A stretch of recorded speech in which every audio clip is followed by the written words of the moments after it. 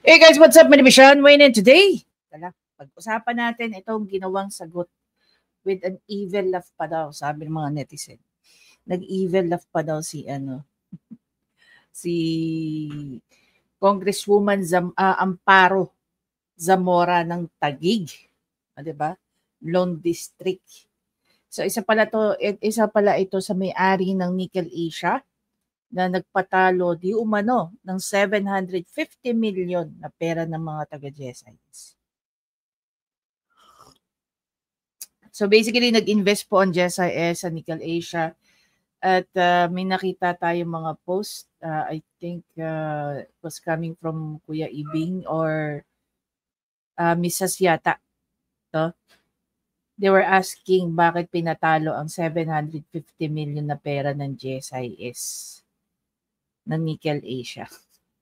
Anyway, so basically, ito nga si during the press con, may tinanong sa young goons. So, dali-daling umepal at sumagot itong si Amparo. So, even before we get into that, of course, iro-roll muna natin ng intro.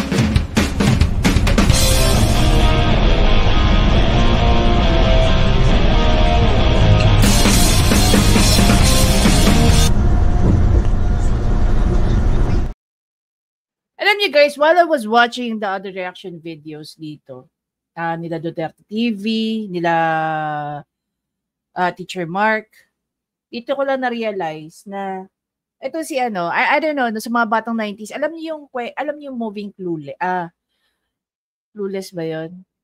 Clueless at saka Mean Girls combined. Yung isa sa mga bobang bitchera, isa sa mga bobang bitches doon sa movies na yon. Naalala ko bigla si Congresswoman Amparo. 'Di ba? Yung bigla kang sasabat sa isang usapan na hindi mo alam kung ano yung pinag-uusapan. So nagmumukha ka tuloy tanga sa mga pinagsasabi mo diyan, tas tatawa ka pa. 'Di mas lalo ka nagmukhang tanga.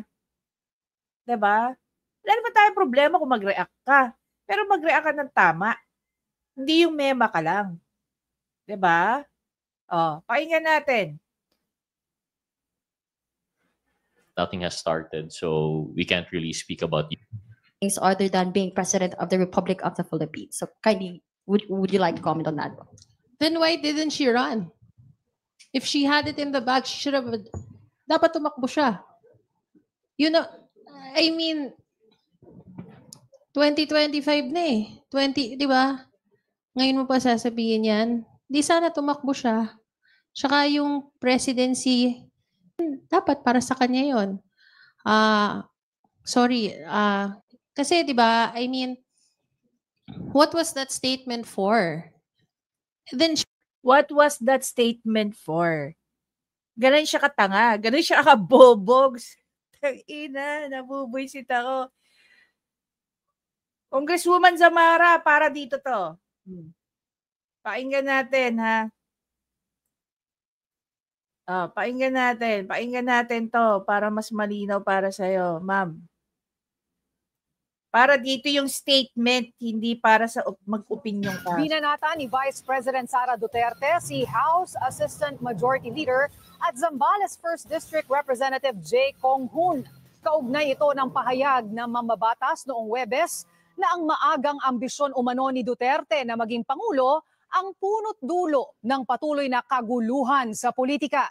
Iginit ni Duterte na handa na siyang manalo sa 2022 presidential elections dahil nangunguna siya sa survey at nagkakaisa umano ang suporta para sa kanya pero nagparaya siya. Buwelta ni Duterte ang umano. Before the 2022 election, di ba nagpapasurvey yan? Alam niyo ba kung gaano kalaki yung agwat ni BBM at saka ni VP Sara at that time? 27% si VP Sara. Si Bongbong nasa 13% lang. It's even double the number.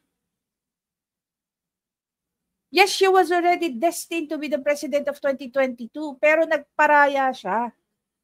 So there's a big difference nung pinagsasabi nyo dyan, mga yang gunggong kayo, na nag-aambisyon siya. Kung nag-aambisyon siya, She could have taken that chance. Pero nung ginawa niya, nagparaya siya kasi naniniwala siya na mas marami pa siyang gustong gawin even before she gets busy being the President of the Philippines. Diba? A person who's making a comment na nakakuha lang ng 120 votes during the 2022 election. Compared naman sa 32 million, putang ina, hindi ka pa nga naka 1 milyong boto. Hindi mo nga inabot yung 150,000. Ilang percent lang yung 120,000 percent? Ilan lang yung ilang percent lang 120,000? Versus dito sa 32 million. Diba? Kung ambisyosa talaga si VP Sara, edi sana nagpaka-presidente na lang siya noong 2022. She has the numbers at that time Sa history, siya nga may pinakamalaking boto Ever. 32 million. Ang susunod sa kanya, 9 million na. Paano habulin ni Kiko Pangilinan to si VP Sara? Diba? Paano hindi ka maiinis? Paano hindi ka maiinis? Balik tayo rito. She should have filed to be president, to run for president, but she didn't. She filed to run for vice president. Ito yung ito yung point na ang tawag dyan, yung sasabat-sabat ka, tapos wala ka naman palang alam sa pinag-uusapan. Para lang pagmukain mo na pinagtatanggol mo si Gonggong. Eh di pareho lang kayo naging Gonggong. I really wish, no? Ito si Congresswoman Zamora, medyo in-elevate niya yung sarili niya sa pagiging Gonggong ni Gonggong. Tapos nagagalit kayo pagka binabatikos kayo? Diba? Hindi nga. The audacity.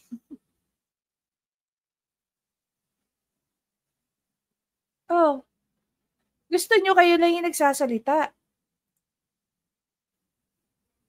May pagmumukha niyan. Re-electionista ba to? Kayo nandyan sa 2nd district ng Taguig. Abay, mag-isip-isip kayo, boboto nyo pa rin to. Tatanga-tanga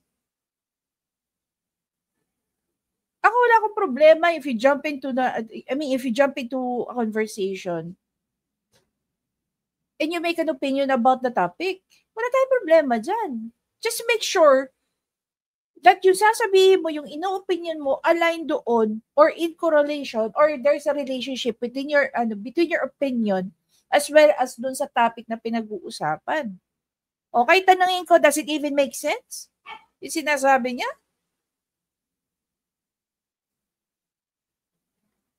Kayo nagsabi, si Gonggong nga nagsabi na nag-aambisyon daw si VP Sara. Kaya sinisiraan niya si Bongbong Marcos. Eh di sinagot lang siya ni VP Sara. Kung may ambisyon ako na sana naging presidente because I have the numbers. Even Senator Amy Marcos said that. Diba? Even Senator Amy Marcos said that. Lumapit sila. Initially nga, gusto pa nila Senator Amy maging VP. Si Bongbong.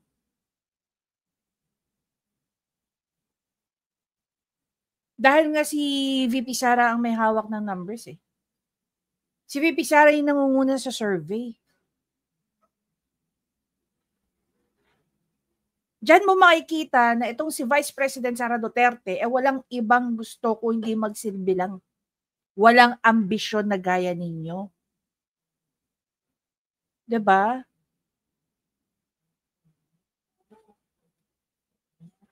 Sabi na ibang netizen, wala ka raw sa kalingkingan ni VP Sara. I agree to that. Diyan pa lang sa simpleng pang ano mo eh. Pag-jump in mo sa conversation na wala kang alam sa pinag-uusapan eh. May masabi ka lang eh. Kahit kinain ka na ng lupa sa kaipalan mo, umaalingasaw pa rin ang insecurity nyo. Hindi mo lang, yung lahat kay VP Sara. Dahil yung pagmamahal ng taong bayan, hindi nyo makukuha. Majority of the Filipino hate you. Hate all of you.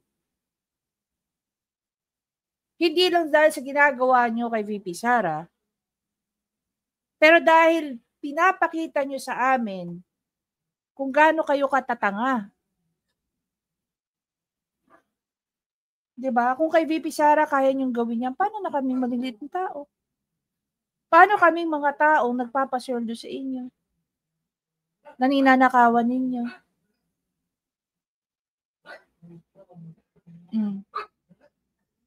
Hindi ko nga na maintindihan eh. Ang dami-dami natin nagsasabing na nagnanakaw. Bakit hindi tayo mag-umpisa ng investigasyon?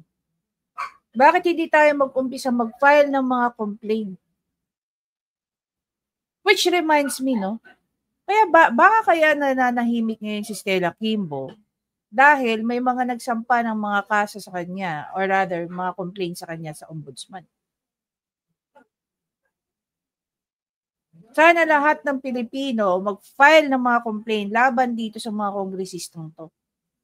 Unang-una na dyan, si Tambaluslos at saka si Saldeco. Tapos isunod itong mga alipores nila, mga tambalalay nila. Actually, dito sa press con na to, totoo lang, natatawa na ako dito eh. They were even talking about impeachment. Pretending that they're not expecting the impeachment complaint will arrive anytime soon that day. Diba? That's how pathetic they are. Making people feel and think that they're so naive. Diba? Oh. Diba nakakagigil yun? Ako, gigil na gigil ako sa mga taong ginagawa kong tangat bobo eh. When in fact, I know that it will gonna happen. Even to the point that you pretend to be innocent, you have no idea that an impeachment complaint will gonna happen anytime soon. The very reason why you all started all this hearing is because ito yung gagamitin nyo leading to the impeachment. And we're not even surprised that the Kamatayan Black, okay, will be the first one to be filing that. Diba? Later on, we're gonna talk about the impeachment complaint, the content. I've seen some editorial coming from Tio Moreno and we're gonna touch base on that.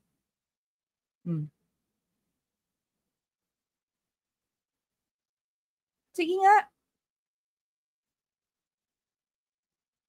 Di ba nakakatawa? Balik tayo rito kay Congresswoman Zamora. Hindi ba ma'am nakakatawa?